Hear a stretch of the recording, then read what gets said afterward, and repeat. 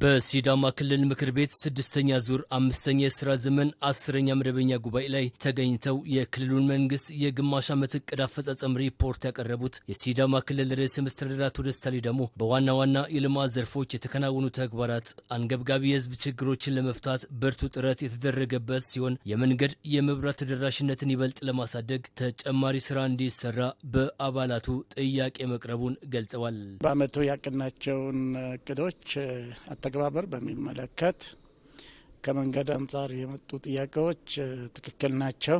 ብዙ ስራ እየተሰራ ያለ ቢሆንም ለዚህ ስራ ያለው እድል ከአንድ ወር ከሁለት ወር የዘለለ ባለመሆኑ ሲዳማ አካባቢ በልግ ላይ ዝናብ ቀድሞ ነው የሚመጣው። አሁን የካቲት ውስጥ ነው እየተወያየን ያለ ነው። ግፋ ብል መጋቢትን ቢጨምርልን ነው። ስለዚህ በአጠረ ጊዜ የሚሰራ ፕሮጀክት በመሆኑ ከዚህ በላይ ርብርብ ይጠይቃል የሚለው ትክክለኛ ጥያቄና አስተያየት ስለሆነ እነዚህን ቆጥረን ከፍተኛ ርብርብ በማድረግ ለማሳካት ተግባቦት ላይ ደርሰናል። የውሃና የመብራት ፕሮጀክቶችም ቢሆኑ እየተሰሩ ያሉ ፕሮጀክቶች ናቸው። አንዳንዶቹ ተሰርተውም በሂደት የተበላሹም አሉ። እነዚህንም ቆጥረን ለቅመን እንፈጽማለን በሚል ተግባብተናል። የክልሉን ህዝብ የኃይል ፍላጎት ለማሟላት በበጀት ዓመቱ አጋማሽ ጠንካራ ስራዎች ቢሰሩም በቀጣይም ተጠናክረው እንዲቀጥሉ ምክር ቤቱ ከስምምነት ላይ ስለመድረሱ ርዕሰ መስተዳድር ደስታ ሌዳሞ ጠቁመዋል። ሲዳማ ውስጥ መሰረታዊ የሆነ ለውጥ እየመጣ ያለው ሀብት እየጨመረ ነው ያለው በቤተሰብ ደረጃ። ከዚህ ጋር ተያይዘው የተሻለ ኑሮ የመፈለግ አዝማሚያዎችም እንደዚሁ ከፍ እያሉ እየመጡ ናቸው። ስለዚህ ኢነርጂን የመፈለግ አዝማሚያ በሰፊው አለ። ከዚህ ጋር የሚመጥን የኤነርጂ እቅድ አዘጋጅተን መልስ የመስጠቱ ጉዳይ በሶስት አማራጮች ላይ ትኩረት ማድረግ እንዳለበት፣ ከኤልፓ የሚመጣውን መብራት ፖልና ገመድ እየጎተትን ተደራሽ ለማድረግ የማህበረሰቡ አኗኗር ደግሞ የተበተነ በመሆኑ በጣም ከፍተኛ ወጪ የሚያስወጣ ጊዜም የሚጠይቅ ነው። ይሄ ተቋማትን ታሳቢ ባረገና የማህበረሰቡ አሰፋፈር በከተማነት ሰብሰብ ያሉ መንደሮችን ታሳቢ ባረገ መልኩ አተኩረን እንሄዳለን።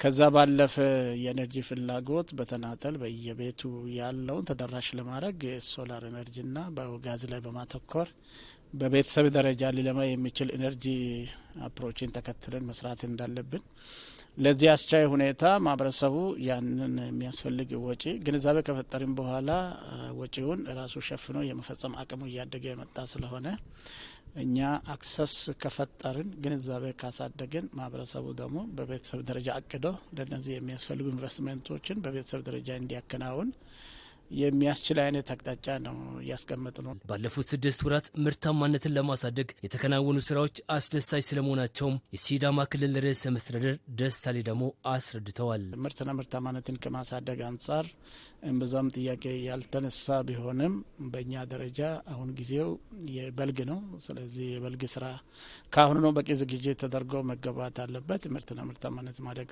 አለበት። በመንግስት በኩል ግብአት ለማቅረብ ያለን ዝግጅት የምንፈትሽበት፣ በአብዛኛውም ዝግጅት ያደረግን ስለሆነ ቀሪ ጉዳዮችን የምናጠናቅቅበት፣ አስፈላጊውን የምርጥ ዘርና የማዳበሪያ ወዘተ ግብአቶችን በጊዜ ዝግጁ የምናደርግበት አካሄድን፣ እንደዚሁም በማህበረሰብ ደረጃ የቀረበለትን ግብአት በአግባቡ ያው ገዝቶ የሚጠቀም በመሆኑ በጊዜ ወስዶ ገዝቶም ዝግጁ የማድረግና መዝራት እንዳለበት፣ ሲዘራም በቴክኖሎጂ በሙሉ ፓኬጅ በኩታ ገጠምም ሆኖ ምርትና ምርታማነት በሚያድግ መልኩ መሆን እንዳለበት ነው ለህዝቡም እኛ ግንዛቤ ያስጨበጥ ነው። በማህበራዊ አገልግሎት ዘርፍ በተለይም በጤናው ዘርፍ የተጀመሩ ስራዎች ተጠናክረው እንዲቀጥሉ አቅጣጫ ስለመቀመጡም ርዕሰ መስተዳድሩ ተናግረዋል። ከማህበራዊ አገልግሎታችን አንጻር ከጤና ከማጣመም ከሌሎች አገልግሎቶችም ጋር ተይዞ የተነሱ ጥያቄዎች አሉ።